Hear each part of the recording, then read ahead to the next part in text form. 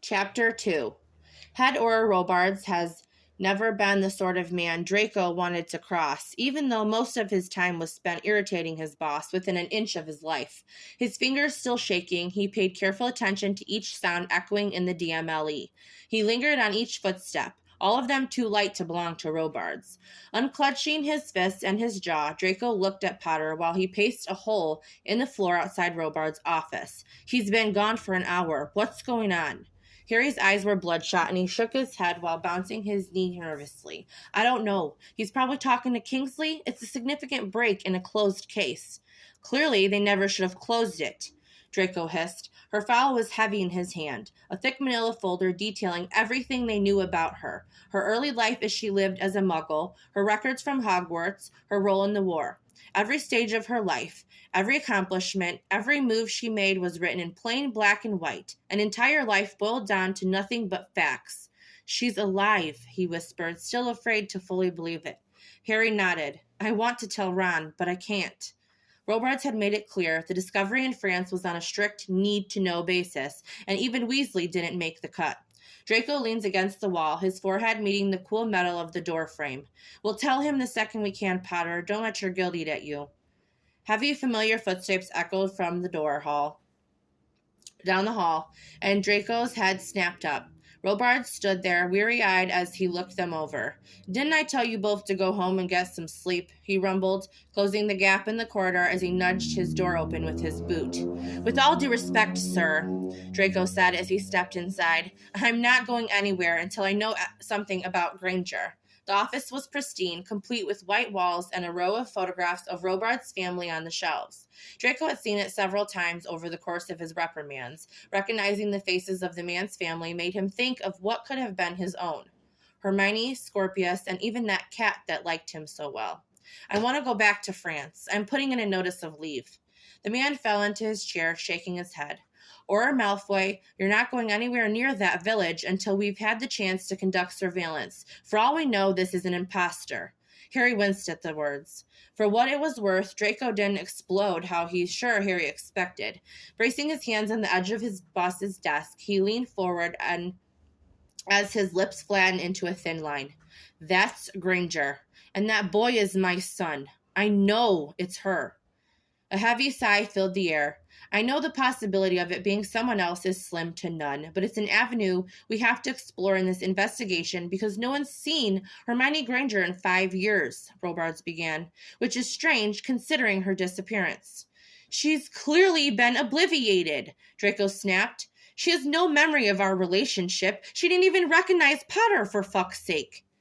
We should hear what he has to say, Potter murmured, bumping Draco's shoulder. We know it's Hermione, so we need to let the Ministry prove it. Draco bristled as Robards clasped his hands and hunched over in his chair. It's a stance both Aurors had seen over the years, but for once it's not due to something they weren't meant to be doing. For what it's worth, I believe you. Then we need Auror Malfoy. If you interrupt me one more time, I'll silence you. Robards' gaze flicked between the two of them.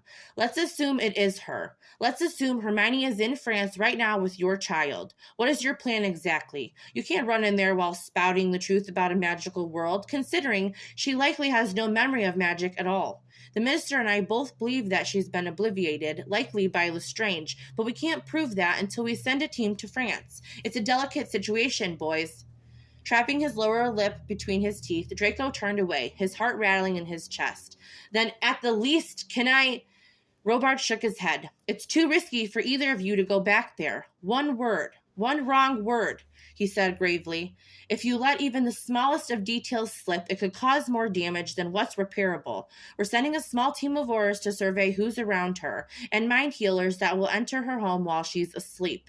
You're going to scare the shit out of her. She's not going to wake up.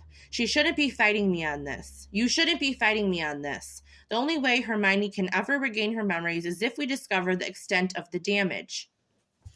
Draco sighed, his fingers curling around the edge of the desk. Won't you let me go? I didn't let anything slip while we were there. He was begging, and Malfoy didn't beg. He heard that for years, but it didn't matter anymore. He would do anything to get back to her, even if it was only going to carve out a deeper wound in his heart.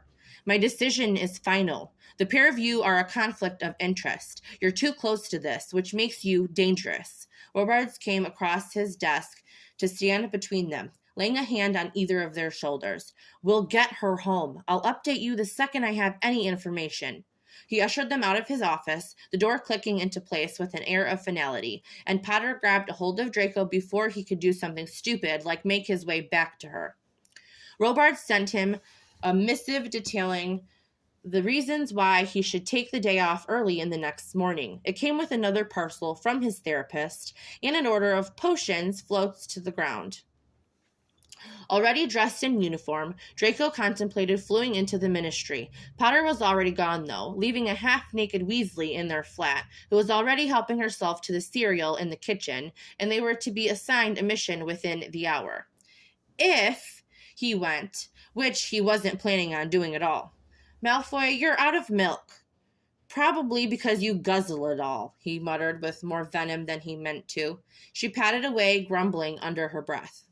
He leaned against the mantel, plucked a quill from the end table, and scrawled his signature across the line at the bottom before returning it with the ministry owl. He collapsed into the chair in front of the fireplace, resting his elbows on his knees while he focused on each breath. Ginny issued him a quiet goodbye as she stepped into the flue, a concerned look furrowing the space between her eyebrows. See you, she calls. Draco gave a crude two-finger salute in order to keep up the appearance that he was merely his normal, surly self. It didn't take long before he decided it was a terrible idea to lock himself inside the flat. A few moments alone could leave him just enough time to work up the nerve to purchase an international port key. Somewhere, she'd always been alive. Granger was alone, he thought, alone while raising their son as a single mother. His mind came to a sudden halt with a startling thought as his footsteps carry him down the street leading into Diagon Alley. Is she seeing someone? Of course, he'd have never wished for her to be a single mother, but if she were in a relationship, he wasn't sure what would come next. Plans were already rapidly spinning into place at the front of his mind. Stuffing his hands in his pockets, Draco took his time stopping by the apothecary to fill the prescriptions. While the ministry hired therapist couldn't possibly have any idea of the dizzying turn his life had just taken, it was obvious that Robards had meddled, giving the new potions he'd been given. Small vials of dreamless sleep clinked together in the sack Draco held tightly in his fist. It's enough to get him through the week. The clerk behind the counter said quietly in an attempt to conserve his privacy. It was a useless waste of time when anyone behind him was already watching. The stain on the Malfoy name had never quite gone away. A day in Diagon Alley was only so distracting. He stepped by the grocery and did some much-needed shopping since Potter was never going to do it, and his friend eats all their food. He made a short stop inside of Flourish and Blotts to pay for his mother's most recent order since he knew there must be at least one. It was the least he could do since he scarcely visited the manor anymore. Towering over the grounds, dark and dismal, he could go the rest of his life without seeing it. And it would still be too soon. That wasn't to say he hadn't visited for the sake of his mother, but the wing in which Granger had writhed on the floor, where his mother had always used, was off limits to him. It was because of Hermione that he wouldn't sit there where he knew her blood had congealed, seeping into the narrow lines of the floor. It had been washed away. Footsteps tracked over it as the years passed, but he knew exactly where she'd laid. His parents didn't have a clue. Outside of Potter, Weasley, and those closest to her, no one did. While it had been impossible to hide from anyone else who'd been in the safe houses with them, they weren't many. It'd been for the best after the war. Had the masses known, suddenly they would have spat on the war memorial where her name was engraved rather than left flowers. It was more than he could stand. The memorial was his next step, even though it was probably a mistake. Fingers curling around his wand, Draco apparated into Hogsmeade and landed with an audible snap that echoed on the outskirts of the village. There was a welcome sign that's falling apart and in desperate need of replacement, but it was one of the last things still standing from when the village had been leveled during the final battle. He passed the onlookers, granting a tight-lipped smile toward Madame Rosmerta, who waved. While she'd forgiven him, it was probably best not to press his luck by talking to her at all. And it was worth mentioning that she'd only fully forgiven him after he wrangled a problem customer during Potter's birthday. The war memorial was a large slab of granite erected on the other edge of the village. There were benches placed around it, creating a circle, and an elderly witch sat on one, crocheting what looked like a scarf. "Did you lose someone?" she asked quietly, her needles clacking together. He exhaled softly, blood rushing to his head. "Yes."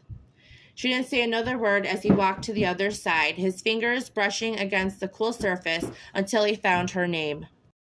Hermione Granger, 1979 to 1997.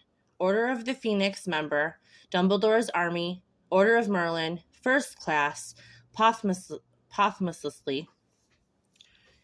You've always been the best of me. Quote. Tears pooled in the corners of his eyes before he could stop them. The parting words had originally been given to Potter and Weasley, those who had known her best, in a move that had ultimately buried an ill will between the three of them. They'd gifted the chance to say goodbye to him. His fingers traced the words. "It's still true. Always true," Draco whispered and vanished from the spot.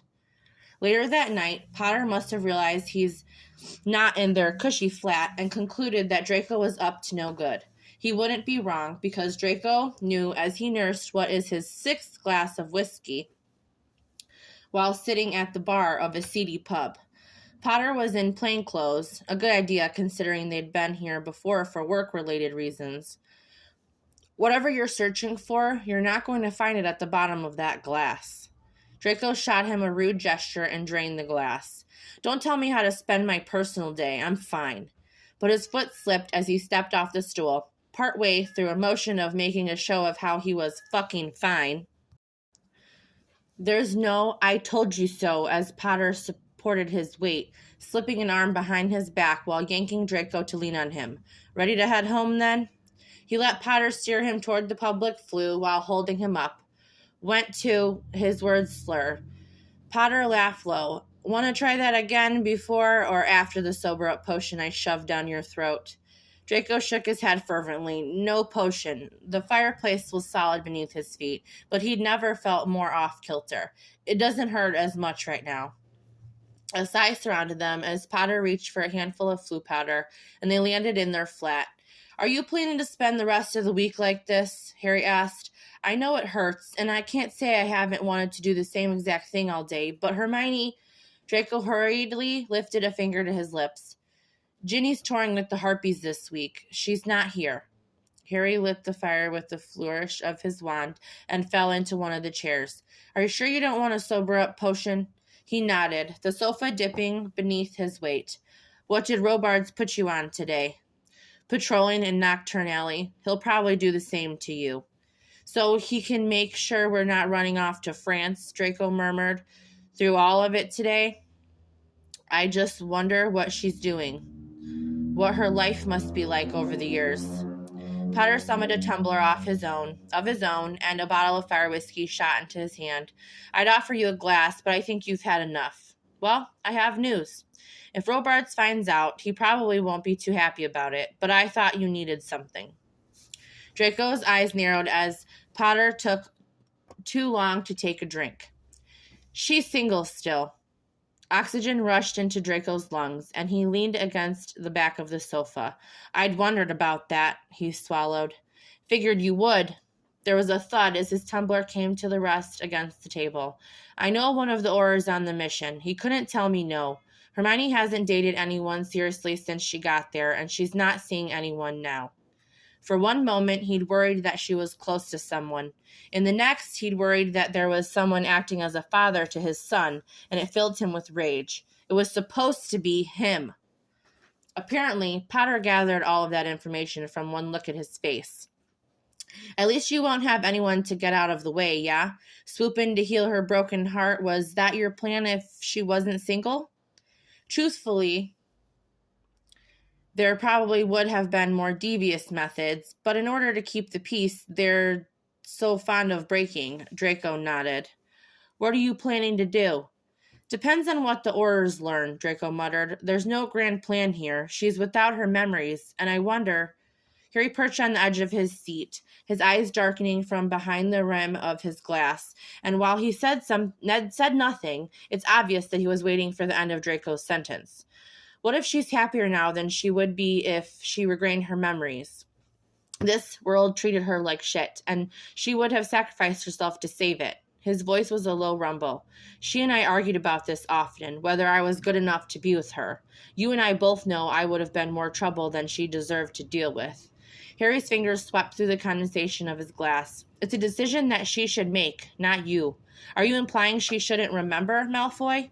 Draco tugged on his trousers in a fit of nerves and bit his lip. No, of course not. It wasn't that. In every moment that had passed since being forced to hold one side of an international portkey, he'd been consumed with thoughts of what their life could have been like. I fear I'll never be what she needs. Snorting, Harry choked on his drink. Things are different than they were after the war. You're an Auror, one of the best, I'd say. You've broken away from your parents, which Narcissa is pleasant, but your father. But the point is that you're wrong. His doubts still gathered in his mind, but he kept them to himself. Whatever happens, we're going to figure it out, Potter reassured him. Can't promise it's going to be easy or that it won't take a long time, but we've already hit rock bottom. We're only going up from here. As it turned out, they hadn't hit rock bottom. Not yet. Rock bottom was a healer standing in front of them, stringing words together that made sense separately, but Draco couldn't make sense of them together. It was a dull roar in his ears when Potter exploded, his face red as he shoved his finger into the healer's chest. Robart's face was sympathetic. Or Potter. Robart's voice was a low timbre that cut through the air and left silence in its wake. Reversing memory modification is dangerous, he warned. It's not impossible, but Miss Granger is a special case. The chair was soft below Draco, but he barely noticed falling into it. So we can't reverse the obliviation? Healer Smith clasped his hands in front of him. In a typical case, it would sometimes be possible for reversal, just like one spell. With just one spell. However, minds are delicate. Obliviation is already so dangerous, and unraveling each... Get to the fucking point, Potter hissed. Now that we know it was likely Lestrange, it appears she used a version of the spell I've never seen before. None of my colleagues have seen it, nor has anyone in other countries. I can assume it was modified using dark spells. His face fell into his hands. Of course it was. Aunt Bella was so good at that. Draco shuddered. What does this mean? What comes next?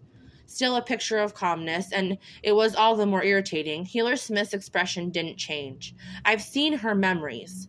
They're buried deep in her subconscious, behind a wall, if you will. Draco latched onto that before the healer can finish his thought. Can't we tear down a wall? If you want to kill her, Healer Smith said flatly, forcing her memories will kill her. It would eviscerate her mind, and as such, it's a risk we're not afforded. But, he took a short breath. If Miss Granger were to remember gradually on her own, there's a theory her magic will protect her no matter how dormant it is. A quill snapped in Draco's hand that he'd been fidgeting with, and the ink poured down his hand, rolling off